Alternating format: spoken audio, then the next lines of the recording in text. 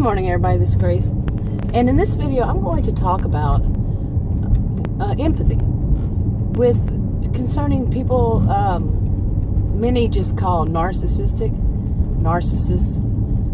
Now, I don't know anybody who's been diagnosed with that disorder, and I don't diagnose anybody. When I talk about these kinds of behavior like histrionic and all that, it's the behaviors that I see as rather histrionic or narcissistic or whatever.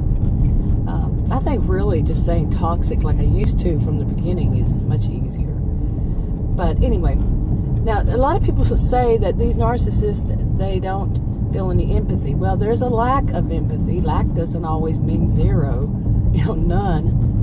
But I tend to see more people as, the people that I've seen, I should say, as histrionic. Their behaviors are more histrionic to me. And they do experience and show empathy, but you have to kind of wonder, how is it real? But often it does seem genuine, and I'm, when they're more histrionic, I think they can put themselves in other people's shoes momentarily. But once they realize, it's taking attention away from them, I think many of them then turn it back around to them. Okay. And this reminds me, recently I had a dream about a couple of people, and the whole dream really meant that I was literally, and they were literally, me and this one person swapped shoes. And they, two of them were together, and they felt empathy for the first time. I don't know why I felt like telling that story. It was a squirrel moment, I guess. It's about two people that I think many think do not feel empathy, and because of what they think that they are. Now, like I said, I've seen people who have these behaviors. Even one, I don't know whether he would, I've mentioned him before. I would say he's definitely a sociopath. He's passed away like almost 7.5 years ago. I would say he's a sociopath, antisocial, but he could have been a psychopath. He was adopted into his family. His parents adopted him. So, anyway. But I saw him feel empathy. But here it goes. Who are they seeing empathy for? Okay, who do they place themselves in their shoes? In a way, I don't like to combine these together, these two, but it is what I have seen. For one, animals, pets. Now, none of these are across the board. It's not a one-size-fits-all. But pets, especially if it's their own, like a dog. Okay, mainly I've seen dogs with them. And, but like I said, I don't want to combine these together, but some children, that you might see them feel that, but I haven't seen it that they feel it for their own, okay? It's usually somebody else's children. So, and one more, and that is people who have some kind of cognitive impairment, okay? And, some other kind of personality disorder maybe, but more is cognitive impairment. That could be, some of them could be, people with dementia, or traumatic, I don't know if you can say cognitive impairment that traumatic brain injury would fall under, or, a variety like that, okay? Okay, now what I've also noticed about this, and I haven't noticed this too much, but I have noticed, is that they don't tend to think of that person as being in any fashion impaired or challenged. Now, a lot of people don't like to be PC. I do. I think that's just being polite. Okay, that's what it comes down to. People have had their brains messed up with what they, other people say, just to turn people away from it. But I would not use the word retarded. Yeah. Now, see, that would be not being PC, to use that. So challenged and, disabled is also something I heard is bad. Now I'm not so sure about impaired. But anyway, another squirrel moment. They don't, the ones that I've seen who have these kind of like bad personality traits, they're toxic people, they do feel that empathy, but they also see the people who are impaired or challenged as not being impaired or challenged. Okay? Now, denial is something I have definitely seen in the people with these toxic behaviors and all. They are in a denial about a lot of things. And I think that might be one of the things that they allow themselves to go into denial about.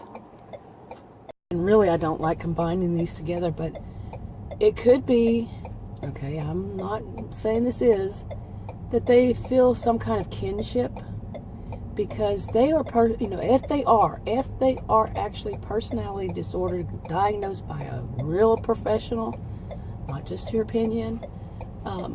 I know some that have been diagnosed with borderline personality disorder, and they have a lot of histrionic behaviors, or bipolar, and they have histrionic behaviors.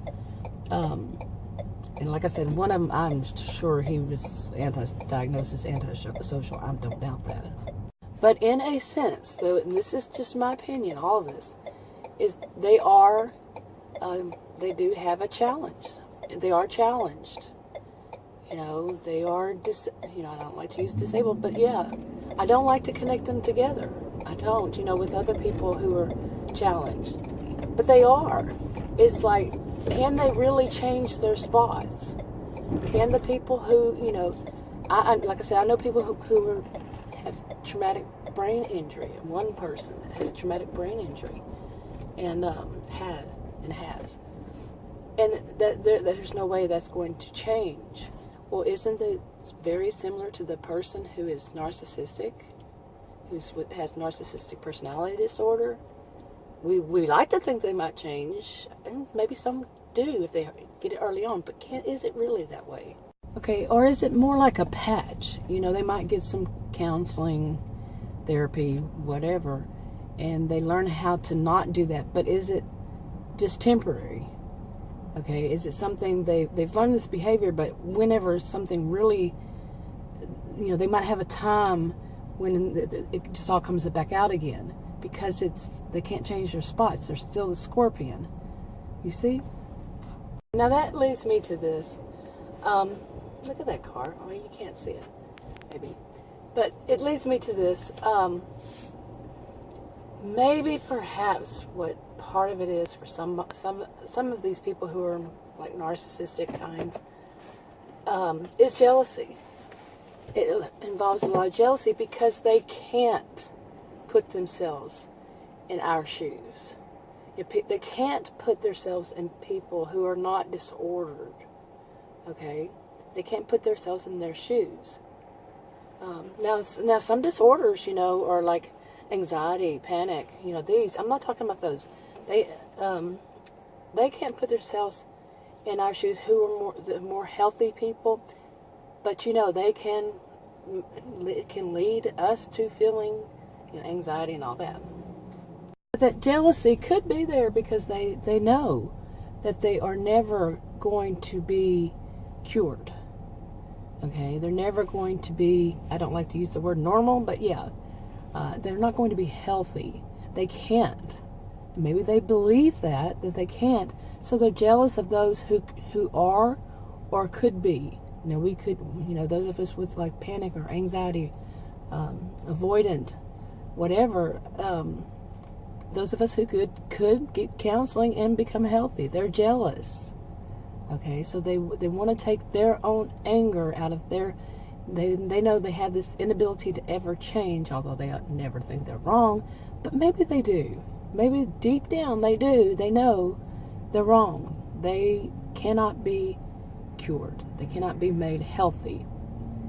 And part of it is, the reason might be that because they don't want to. They don't want to. They don't think they need to.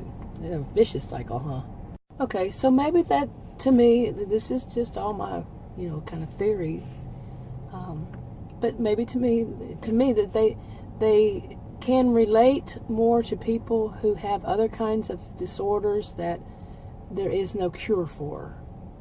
Okay, now as far as the animals, I don't like to connect that to humans, and other animals and humans together. So that's the way I see it. It could be for some. What do you think? Leave a comment below on how you see it, and or if you've seen it any different. Now, I do believe that some of them could be like at the total opposite. They're extreme people. Anyway, they go to extremes, in a lot of things. Not all of them, but yeah, some of them do. So anyway, leave your comment below, and if you want to subscribe to this channel, click one of the circles. If you want to watch another video on this channel, click one of the rectangles. Like, subscribe, comment, and share if you would, and I'll talk to you on another video. Bye.